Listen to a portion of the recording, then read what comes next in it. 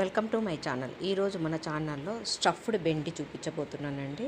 దానికి కావలసిన పదార్థాలు: బెండకాయలని అటువైపు ఇటువైపు తొడిమెలను కట్ చేసుకోవాలి. ఇలా మధ్యకు బెండకాయని కోసుకొని ముక్కలుగా చేసి పెట్టుకోవాలండి. ఇలా నేను చూపించే విధంగా చేసి పెట్టుకోవాలి, ఎందుకంటే దాంట్లో స్టఫ్ చేయాలి కాబట్టి. మసాలాని సగంలో కొంచెం బెండకాయ అలా చూడండి ఆ విధంగా కట్ చేసుకోవాలి. తర్వాత దానికి కావలసిన పదార్థాలు: ఒక మిక్సీ జార్లో శనక్కాయలు వేసుకోవాలి. వేయించి పెట్టుకున్న శనక్కాయలని వేసుకున్నానండి. నేను ఇలా స్టోర్ చేసి పెట్టుకుంటానండి వేయించుకొని. దాంట్లోకి ఉప్పు, కారము, పసుపు ఇలా అన్నీ వేసుకుంటూ ఉండాలండి. జీలకర్ర, ధనియాల పొడి, సోంపు, గరం మసాలా, ఆమ్చూర్ పౌడర్ అండి. ఇలా వేసుకొని మిక్సీ పట్టుకోవాలండి. ఈ విధంగా నేను చూపించిన విధంగా పౌడర్ని చేసి పెట్టుకోవాలి.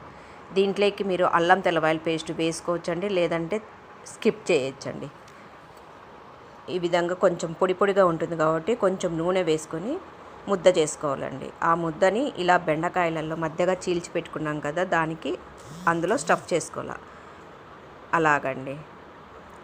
దీనిని స్టఫ్ బెండకాయ అంటాము, హిందీలో అయితే బెండి బర్వా అంటారండి.